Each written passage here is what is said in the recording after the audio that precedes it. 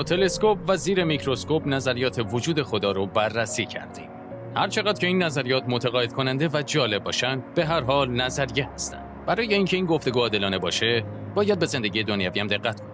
ببینید، همه ما احساس میکنیم که زندگی مهمه، میگیم عمرتو هدر نکن. اما تنها چیزی قابل هدر دادنه که ارزشمند باشه. یا در لحظات شادمانی و رضایت میگیم فکر میکنم برای این به دنیا اومدم، یا احساس میکنم باید این کار رو انجام میدادم. آیا ما توهم زده هستیم؟ آیا به این شکل سعی داریم به دنیایی که معنی نداره معنا ببخشیم؟ ظاهراً ما تنها موجودات زمین هستیم که میپرسیم معنی زندگی چیه؟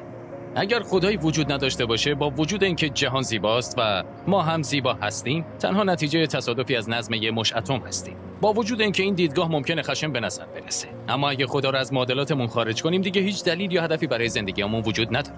البته معنیش این نیست که نمیتونیم هدفی برای لحظات یا حتی کل زندگیمون بسازیم. اما این غریزه برای یافتن معنای حیات از کجا میاد؟ به داستان‌هایی که باعث میشه نفستون حبس بشه فکر کنید. مگه این داستان‌ها تنها مجموعه‌ای از کلمات نیستن که نوشته شدن تا در ذهنمون عکس‌العملی رو به وجود بیارن و کاری کنن باور کنیم که میتونیم جهان بهتری بسازیم؟ عشق چی؟ در دنیای بدون هدف و خالق، عشق و محبت تنها یک عکس‌العمل بیوشیمی محسوب میشه. اما اگر حیات فقط شیمی و بیولوژی باشه، پس چرا هنگامی که در بیمارستان کنار عزیزانمون قرار میگیریم، صدای مانیتور قلبشون مهمترین صدای عمر ما به نظر میرسه؟ چرا هر صدای بوق کوتاهی برامون مهمه؟ وقتی به فاجعه‌ای برمیخوریم، مثلا عزیزی رو از دست میدیم یا با کسی قطع رابطه میکنیم، میگیم دلمون شکسته. اما معنی این جمله چیه؟ قلبمون که هنوز میتپه. پس مشکل چیز دیگه‌ای در مرکز وجودمونه که اسمش رو دل گذاشتیم. منظورم درونی ترین نقطه وجودمونه. در این نقطه است که دردهای عمیق رو بابت از دست دادن عزیزانمون و یا جای خالیشون احساس میکنیم و دلمون براشون تنگ میشه. اما چرا چنین تمایلات یا احساسات عمیقی داریم؟ چطور میتونیم این احساسات رو توضیح بدیم؟ از یک سو نیازهای جسمانی مثل گرسنگی رو احساس میکنم. مثلا همین حالا دلم بستنی وانیلی میخواد.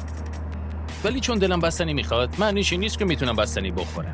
اما آیا اشتهام برای غذا ثابت نمیکنه که غذا وجود داره؟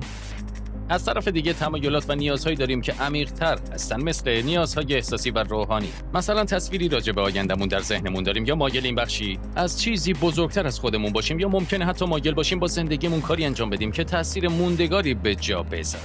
آیا امیدمون برای چیزهای حقیقی‌تر و عمیق‌تر و رضایت بخش‌تر نشانه این نیستن که چیز یا کسی فراتر از این جهان وجود داره؟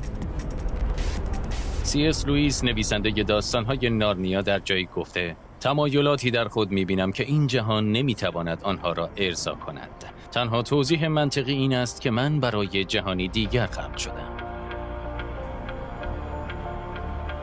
متن کتاب مقدس می‌گوید آن جهان دیگر فردوس است و آن کس دیگر خداست و ما به شباهت صورت خدا خلق شدیم.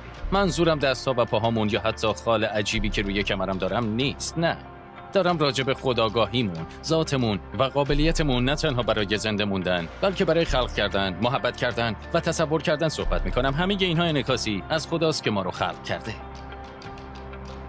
شاید بتونیم بگیم هر چیزی که هویت ما رو تعریف میکنه، مثل محبت، شادی، عشق و خلاقیتمون، تنها یک عکس‌العمل شیمیایی محسوب میشه. اما چقدر غیر عادیه که جهانی از هیچ پدید بیاد و شرایطی غیر ممکن ولی ایدئال برای حیات در اون وجود داشته باشه تا انسان‌ها در اون زندگی کنن و بتونن به خودشون و همدیگه نگاه کنن و بگن این اتفاق نامحتمل هیچ معنی و مفهومی نداره، چون ما به نحوی زندگی میکنیم انگار حیات واقعا معنی و مفهوم داره.